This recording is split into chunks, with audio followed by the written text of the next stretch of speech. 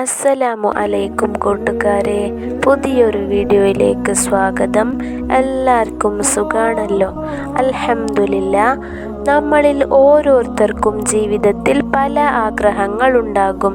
ജോലി, വിവാഹം, പഠനം, ആരോഗ്യം, സമാധാനം. എന്നാൽ എല്ലാം നമുക്ക് ഉടനെ ലഭിക്കണമെന്നില്ല. അവിടെ ഒരു മുസ്ലിം എങ്ങനെ ചിന്തിക്കണം, എങ്ങനെ പ്രവർത്തിക്കണമെന്നാണ് ഇന്നത്തെ വീഡിയോ. നമ്മുടെ ആഗ്രഹങ്ങൾ സാധിപ്പിച്ചെടുക്കാനായിട്ട് നമുക്കൊരു 6 പോയിന്റ് ഞാൻ നിങ്ങൾക്ക് പരിചയപ്പെടുത്തി തരാം.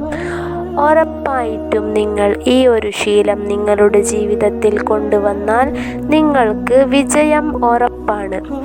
അതിൽ ഒന്നാമത്തെ പോയിന്റ്, ആഗ്രഹം നടക്കാനായിട്ട് ദുആയിലൂടെ ആരംഭിക്കുക. ഒരു മുസ്ലിമിൻ്റെ ഏറ്റവും വലിയ ആയുധം ദുആയാണ്.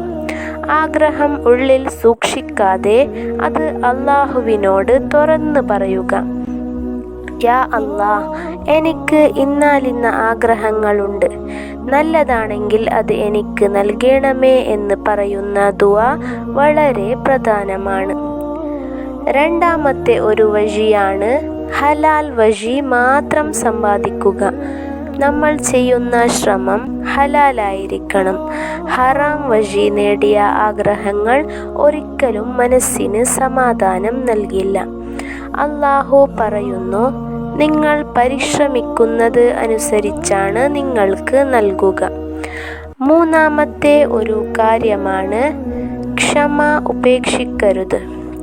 ക്ഷമ ഈമാനിൻ്റെ പാതിയാണ്. അസ്വബർ നിസ്ഫുൽ ഈമാൻ. ക്ഷമിക്കുന്നവർക്കാണ് അതിനുള്ള ഫലവും കിട്ടുക. ആഗ്രഹം വൈകുമ്പോൾ പലരുടെയും ദുആ തന്നെ നിർത്തും. പക്ഷേ ഓർക്കുക, വൈകുന്നത് നിഷേധമല്ല.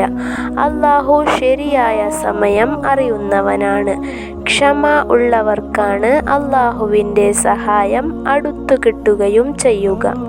അപ്പോൾ നമ്മൾക്ക് ക്ഷമിച്ചത് കൊണ്ട് അല്ലാഹുവിൻ്റെ അടുത്തുള്ള കൂലിയും ലഭിക്കും, നമ്മളുടെ ആഗ്രഹവും സാധിച്ചു കിട്ടും. നാലാമത്തേത്, അല്ലാഹുവിനോട് തഖ്വ, ഭയം ഉള്ളവരായിരിക്കുക. നമ്മുടെ ജീവിതത്തിൽ തഖ്വ വർദ്ധിപ്പിക്കുക. അല്ലാഹു നമ്മൾ ചിന്തിക്കാത്ത വഴിയിലൂടെ നമ്മുടെ ആഗ്രഹങ്ങൾ സാധിപ്പിച്ച് തരും.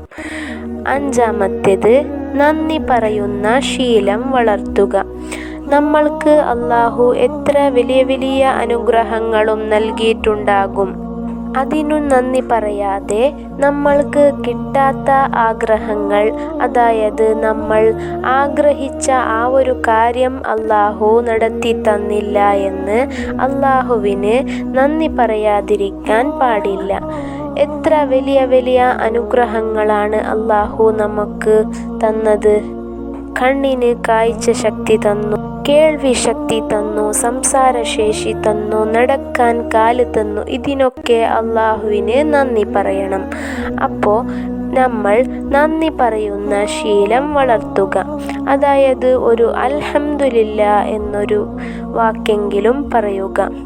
ആറാമത്തേത്, അല്ലാഹുവിൻ്റെ തീരുമാനത്തിൽ നമ്മൾ തൃപ്തിപ്പെടുക.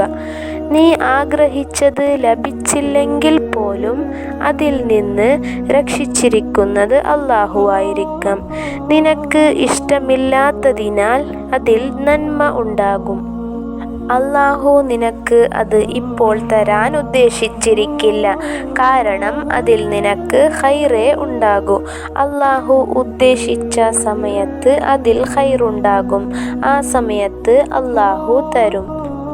അപ്പോൾ ഇത്രയേ ഉള്ളൂ ഇന്നത്തെ വീഡിയോ ഇഷ്ടപ്പെട്ടാൽ ചാനൽ സബ്സ്ക്രൈബ് ചെയ്യാനും വീഡിയോ ലൈക്ക് ചെയ്യാനും മറക്കല്ലേ. നിങ്ങളുടെ ദുആയിൽ എന്നെയും എൻ്റെ കുടുംബത്തെയും ഉൾപ്പെടുത്തുക എന്ന് പറഞ്ഞുകൊണ്ട് ഈ വീഡിയോ ഇവിടെ അവസാനിപ്പിക്കുന്നു. അടുത്ത വീഡിയോയിൽ കാണാം. അസ്സലാമു അലൈക്കും.